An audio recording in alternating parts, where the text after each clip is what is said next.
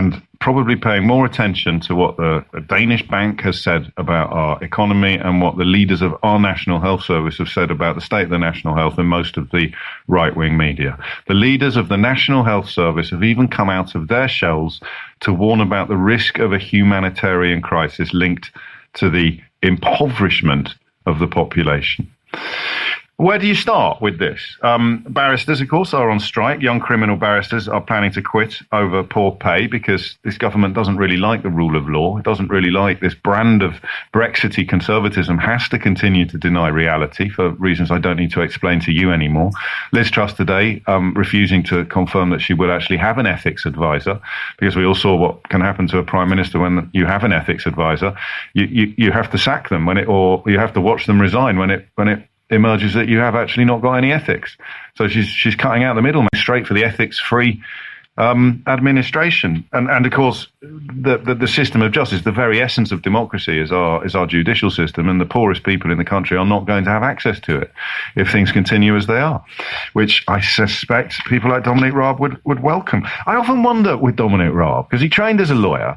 As far as I can tell, his legal career didn't go terribly well. And I think he has dedicated his political career to wreaking revenge on the legal profession. I think what you have there is a petulant little failed lawyer who didn't get the big contracts or the big jobs that he was expecting, and therefore has dedicated most of his political life to, well, on the one hand, being a plum of epic proportions, and on the other hand, trying to get his revenge on all those lawyers who actually are good at the job, even the ones that are working for relative pittances, because they at least are doing what they set out to do. Pubs. Last orders as 7 in 10 pubs warn that they will not survive the winter. This is pubs being driven towards extinction by soaring energy bills. As many as 7 in 10 saying that they will not survive the winter. It might seem trivial. We can live without a pub. What about care workers? Epic problems in the care sector now with staff shortages. Supermarkets now paying more than care workers receive. Almost 400,000 care workers are earning less than supermarket workers as a staffing crisis engulfs the sector. That's from the King's Fund. NHS, A&E, you've read about the ambulance pauses. You've read about delays, rather. You've read about the delays in A&E. You've probably been to a hospital and done a double take at the poster on the wall about how long it's going to take you to be seen. 4 hours for an illness, 8 hours for an injury, or was it the other way around? 8 hours for an illness, 4 hours for an injury on a A&E department that I was in the last 2 weeks. Schools with roofs falling in, and I don't know what to do. Really, I don't. I mean, we come on air every day, and I noticed probably last week, or certainly last month, at the beginning of this month, I just began to notice that we were getting a bit Groundhog Day. All that changes is the sector.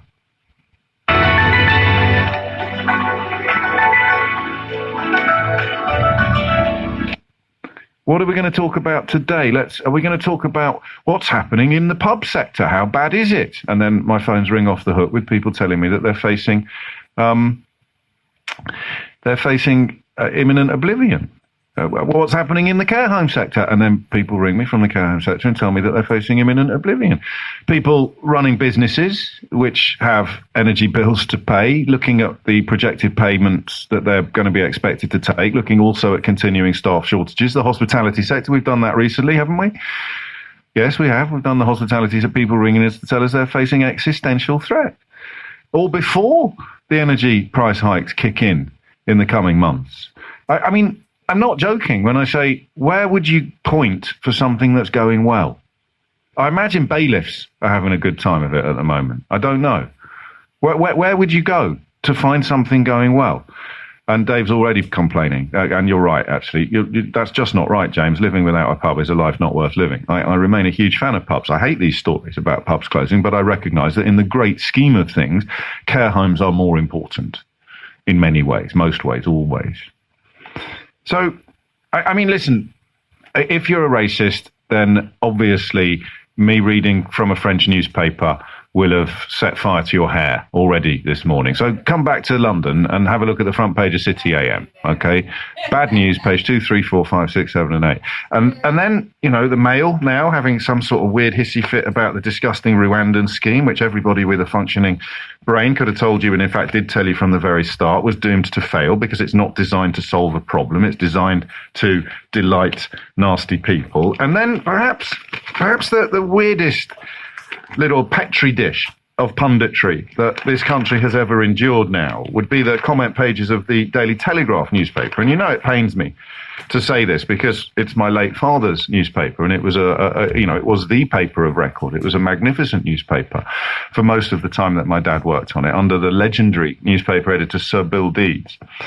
But just think for a minute. If you listen, I mean this, all the racists who hated me reading out from a French newspaper, this is the Daily Telegraph. This is the newspaper that is to Boris Johnson as the Beano is to Dennis the Menace, okay? They are inextricably intertwined. And you have a comment writer here, the main comment piece, the main op-ed in the Daily Telegraph. Britain is broken and nobody can be bothered to do anything about it. This is the ideological home of the people who have spent 12 years telling you that the right people are in charge. This is the ideological home of the people who told you that David Cameron would be a most excellent prime minister. But then they told you that Brexit would be a most excellent idea, and therefore Theresa May, once Boris Johnson had dropped out of the race, would be a most excellent prime minister. And then they told you that Theresa May was an awful prime minister and that she must be replaced by Boris Johnson. So she was replaced by Boris Johnson, and they continued to tell you that these were the perfect people to run the country and the perfect policies to pursue. Most obviously, Brexit and austerity from those three prime ministers, from Cameron, May and Johnson. You'd go for Brexit and austerity. Those were the perfect policies for these people to pursue, and absolutely the right people were in power. It's almost as if the needle has jumped on the record. They go, the right people are in power and we are pursuing the perfect policies. The right people are in power and we are pursuing the perfect policies. The right people are in power and we're pursuing the perfect policies. Needle jump. Britain is broken and nobody can fix it. How dare they? I mean, seriously. How dare right-wing newspapers? City AM, I know it's got a different editor, but they have spent 12 years telling us that austerity is good and Brexit is good. And now the consequences of putting these political numpties in charge are coming home to roost. It's incredible. Come on. Oh, come on, James. Stop being so doomster gloomster. Jacob Rees-Mogg has said that some of his city friends are doing quite well. I mean, what do we do? How does it work? I mean, genuinely, you've got the Daily Telegraph comment pages literally stating Britain is broken and nobody can be bothered to fix it. And here we are. What are we going to talk about? Death trap dinghies again? I mean, is that what they're going to throw to you in the hope of distracting you from the situation that is unfolding on your high streets, in your homes, in your businesses, in your hospitals, in your care homes? I don't know what to do. I don't know how to do it. Here's a good one. I'm sick to death of James O'Brien and his negativity. Well, give me a ring and tell me what to be positive about then, chum. Seriously. Get someone to teach you how to use a phone and give me a call. It's quite incredible. And it's not coming from The Guardian or the Daily Mirror or from me. Shielding families, front of the Financial Times, shielding families from fuel bill shock reckoned to cost £100 billion. And what did the Daily Mail have on its front page last week? A story about £1 million, which is a fraction of a fraction of a fraction of the figure on the front page of the Financial Times, being spent on some training schemes in the NHS. We are, I think, close to becoming a failed state. I really do. And I bloody live here. This is the only country I've ever wanted to live in. It's the only country I've ever lived in. It's where I am raising my family. It's where I love to live. And I'm insulated from a lot of these problems. But it honestly feels as if we are heading towards another cliff edge while everybody, or many, many people, are pretending that it's going brilliantly. I don't get it. I guess the question then is, do you? Do you get it? Can you make sense of this for me? Because every now and then, I told you when I got back from my last holiday, I know what you're thinking. It sounds like one of those days where he's not going to take any calls at all. Just when you think the monologue is coming to an end, he goes off on an entirely different tangent. And you know what? You're right. I told you when I got back from my last holiday, which is, again, evidence of how insulated I am from a lot of the problems that you might be facing. I still have foreign holidays. And I talked about cogs and how if you do this for a living, you're a cog in the machine, even if you don't realise it. When I turn, something else turns. Daily Mail once reported on a decline in the number of people following me on Twitter after Elon Musk had announced he was going to buy the company. You are a cog in the wheel, whether you want to be or not.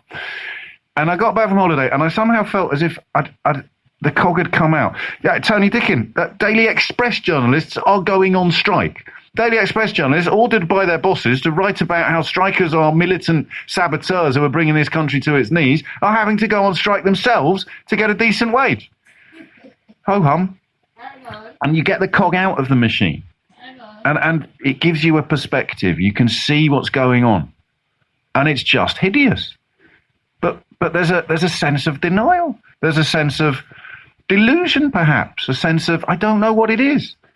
But I know that when the worst right-wing opinion merchants in the country start talking after 12 years of telling us, of 12 years of getting their own way, of getting their own people into positions of power, of getting their own poverty producing policies pushed across the line, getting austerity pushed across the line, getting Brexit pushed across the line. When they start talking about Britain being broken and our closest geographical ally, France, is looking over the channel with a sense of utter bewilderment and fear because they worry that this might presage problems for other countries as well, then I don't get it. Do you? 0345 6060 973. I don't get it either. This country is going to the dogs, man. This is like a fucking banana republic, bro. Everyone's on the bread line, bro. The teachers, then, is just, well, I feel bad for the teachers, then, you know? Because they do their best. But they're not getting nothing for it. Remember that? Blaspheming. Not at all. Well, mate, at you all. just are. You just like the bit that hurts the gays, but you're happy to ignore the rest of it. Why do you think that is? Can I say to you, No, James, you can answer my quickly, question. Why do you pick the bit out of all of these books there that are discriminates ceremonial against laws. homosexuals, but you No. ignore all of the rest of it? We're taking things out of context. God has given the mandate, the outline for a biblical marriage, and that is for man and woman. If there are two men and they said that they love God, that's fine. They can do what they want. But they should not come and tell and dictate to Christians how they should live their life. And even But they are to Christians. say, no, what do I'm saying? But you're dictating to those Christians how they should live their life. No. Yeah, you are. The Bible is the authority and the rule. If No, we believe God it, is fine. God is the authority and the rule. And how did he communicate to us then? Well, he sent Jesus, who told us to ignore the Old Testament. No, he didn't. Yes, he did. Oh, please, James. Gay people having blessings in church, how are they going to get hurt? Because if the church condones what they're doing, they're not sticking to the But the mandate. church does condone it. Yes. No. What? Do you not understand what I'm saying? No, I haven't got a clue. I think that makes two of us. So the church does condone. The Archbishop of Canterbury and the Synod have just said that it's fine. Right. Okay. So what I'm saying is, so the church does condone it. No. He's not going with a biblical mandate, though, James. But he's going the by what Archbishop he says. of Canterbury. He is not the authority of God. But he is. In the Anglican community, he's the head honcho. Well, I suppose technically it's King Charles. He thinks he is, but he's not. Oh, Because right. he's perverting the scriptures. So you know better than he does. No, I don't know. The scriptures knows. Which James, scriptures? This is what it is. The Bible. Which bit? From Genesis to Revelation, all is truth. God's revelation to mankind. But that never says anything about homosexuality. Are you being real? In the book of Leviticus, in the book of Deuteronomy, it talks about men laying with men. But Leviticus also talks about burning a bull on the altar as a sacrifice because the odor would please the Lord. Oh. And it says you can sell your daughter into slavery, doesn't it, in Exodus? Okay, then. So what was the first mandate that God gave to mankind? What was the first thing he said? I'm afraid I'm going to pull you back to Leviticus and Exodus, mate, because you just cited them. Do you still think it's okay to sell your daughter into slavery?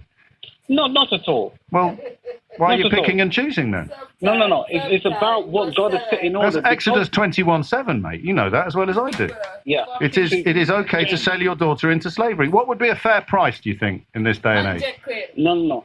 James, what we've got to understand, I said, you've got to get things in its context. I Now, am. the The context is the book of Exodus and the book of Leviticus, which you just cited as your justification for what I describe as homophobia. So I'm just wondering why you pick that bit and yet you ignore the other bits. Are you allowed contact with a woman while she is in her period of menstrual uncleanliness, Clive?